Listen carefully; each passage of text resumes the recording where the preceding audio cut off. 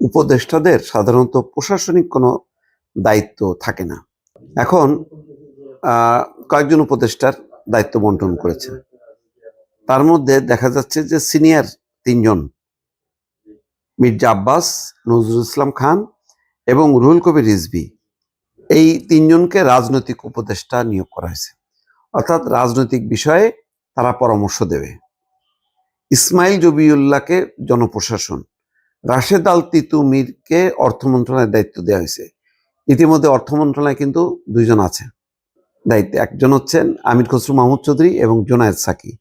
তার মধ্যে আরো একজন কে নিয়োগ দেওয়া হলো। অন্যদিকে প্রতিমন্ত্রীর পদমর্যাদায় ব্রিগেডিয়ার জেনারেল শামসুল ইসলামকে প্রতিরক্ষা মন্ত্রণালয়ের দায়িত্ব দেওয়া হয়েছে। দেখ, বুঝলাম যে যেহেতু উনি জেনারেল, তাকে মানে সংশ্লিষ্ট ডিপার্টমেন্টের দায়িত্ব দেওয়া হয়েছে। ডক্টর মাহাদি আমিনকে শিক্ষা, প্রাথমিক শিক্ষা, প্রবাসী কল্যাণ, বৈদেশিক কর্মসংস্থান, শ্রম ও কর্মসংস্থান মন্ত্রণালয়ের দায়িত্ব দেওয়া হয়েছে। অনেকগুলো মিনিস্ট্রি দেওয়া হয়েছে। রেহান আসিফ আসাদকে ডাক, টেলিযোগাযোগ, তথ্য প্রযুক্তি এবং বিজ্ঞান ও প্রযুক্তি মন্ত্রণালয়, তাও বেশি দেওয়া হয়েছে। ডাক্তার জাহিদের কাজ, যে আলোচিত, তিনি হচ্ছে লেখক, তিনি একজন আলোচক, রাজনৈতিক বিশ্লেষক, তার কোনো দপ্তর বা দায়িত্ব এখন পর্যন্ত দেওয়া হচ্ছে না। এখন এই যে রাজনৈতিক উপদেষ্টা হিসেবে এই তিনজন, মির্জা আব্বাস, নজরুল ইসলাম খান এবং রুহুল কবির রিজভী, কতখানি আসলে তাদের দায়িত্বটা কি পালন করবেন, কিভাবে পালন করবেন, এটা এখনো পরিষ্কার না। এটা সাধারণত এক ধরনের, আমার যেটা বিশ্লেষণ, যে ওএসডির মতন আর কি, কোনো কাজ নেই। ওই যে দপ্তরবিহীন মন্ত্রী ছিল না একসময় বেগম খালেদা জিয়ার, ওই যে মুন্নু, তার কন্যা অবশ্য এবার রীতা মানে বেসামরিক বিমান চলাচল মন্ত্রী হয়েছেন। তাও ভালো মেয়ে পেয়েছেন, কিন্তু বাবা কিন্তু পাননি। বহুদিন দপ্তরবিহীন তিনি মন্ত্রী ছিলেন এবং এই অবস্থায় ক্যাবিনেটও, নিশ্চয় মনে আছে, হারুনুর রশিদ মুন্নু, সম্ভবত নামটা এরকমই হবে। তো যাই হোক, এখন এই যে কারো কারো অনেক দপ্তর, কারো কারো কোনো দপ্তর নেই, রাজনৈতিক উপদেষ্টা, আবার কারোর নামও উল্লেখ নেই, তাদের দপ্তর বন্টন, এগুলি বুঝি এখনো এটা একটা ট্রানজিশনাল পিরিয়ড।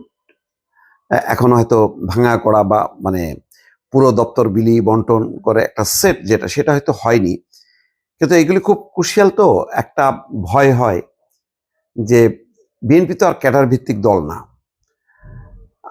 বিএনপির নিজস্ব একটা আদর্শ আছে, কিন্তু এখানে এই আদর্শের মধ্যে তাদের ব্যক্তিবাদটা অনেক বেশি প্রবল থাকে।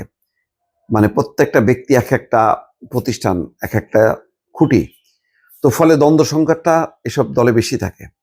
আর যেহেতু দপ্তর, ক্ষমতা, এগুলি অনেকটা চর্চার বিষয়, এই চর্চাগুলো যদি সমন্বিতভাবে কালেকটিভ ওয়েতে না হয়, তাহলে কিন্তু সমস্যা দেখা দেবে, তখন বিরোধ হবে।